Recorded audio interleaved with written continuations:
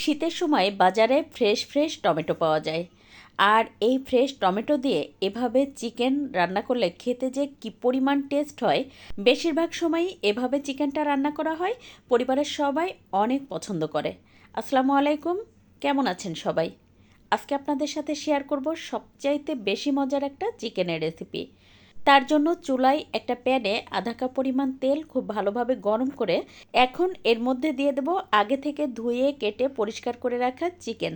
তো এখানে আমি ওই যে হাড় চিকেন যেটা থাকে সেটা ব্যবহার করছি, আর এটার স্কিন সহই আজকে আমি রান্না করব। তো দেখতেই পাচ্ছেন এটা আমি খুব ভালোভাবে ভেজে নেব, প্রায় 10 মিনিট মতো টাইম নিয়ে এটা ভেজে নিতে হবে। আপনি চাইলে কিন্তু ফার্মের মুরগি দিয়েও এই রেসিপিটি তৈরি করে নিতে পারেন, সেটাও খেতে অনেক বেশি ভালো হয়। চুলার আঁচ মিডিয়াম রেখে দেখতেই পাচ্ছেন আমি কিন্তু খুব ভালোভাবে নেড়ে চেড়ে এটা ভেজে নিয়েছি।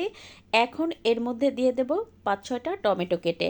আমার বাড়িতে শীতের সময় সবচাইতে বেশি এভাবে রান্না করা হয়, আর এটা খেতে সত্যি এতটা মজার হয়, সাদা ভাত রুটি পরোটা দিয়ে খেতে অনেক বেশি ভালো লাগে।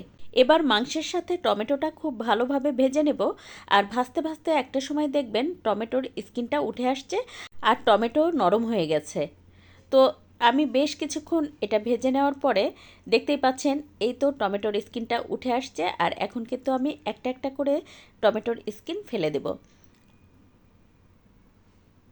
তো এখন যেটা করব সেটা হচ্ছে এই যে একটু চেপে চেপে টমেটোটা একটু গলিয়ে দেব, এতে করে গ্রেভিটা খুব ভালো হবে।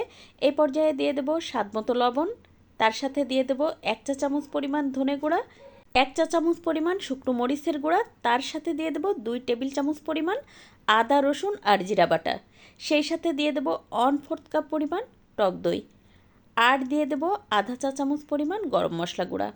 এবার এই সব কিছু খুব ভালোভাবে নেড়ে কষিয়ে নেব। প্রায় 7-8 মিনিট এটা কষিয়ে নিতে হবে যেন কোনো প্রকার মশলার কাঁচা গন্ধটা না থাকে। আমি একটা ঢাকনা দিয়ে ঢেকে চুলার আঁচ মিডিয়াম রেখে প্রায় 8 মিনিট কষিয়ে নিয়েছি।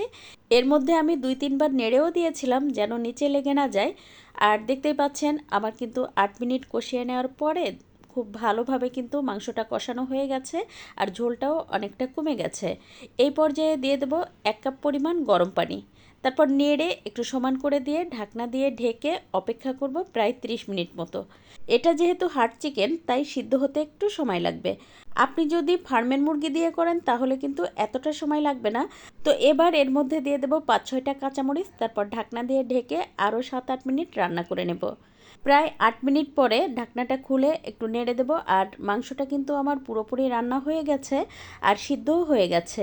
এখন নামানোর আগে দিয়ে দেব সামান্য একটু গরম মশলা গুঁড়া, দিয়ে আরও 2-3 মিনিট এটা রান্না করে নেব। ঢাকনা দিয়ে ঢেকে এটা রান্না করেছি প্রায় 3 মিনিট, আর দেখতেই পাচ্ছেন আমার রান্নাটা কিন্তু পুরোপুরি হয়ে গেছে আর কতটা লোভনীয় দেখাচ্ছে। আজকের ভিডিও ভালো লাগলে প্লিজ একটু শেয়ার করে দেবেন, আর একটা লাইক দিয়ে পেজ ফলো করে পাশে থাকবেন। আর শীতের সময় টাটকা টমেটো দিয়ে এভাবে একদিন হলেও তৈরি করে খাবেন, আশা করি আপনাদের সবার ভালো লাগবে। আজ এ পর্যন্ত, কাল আবার নতুন কোনো ভিডিও নিয়ে দেখা হবে ইনশাল্লাহ। সে পর্যন্ত সবাই সুস্থ থাকবেন, ভালো থাকবেন, আল্লাহ হাফেজ।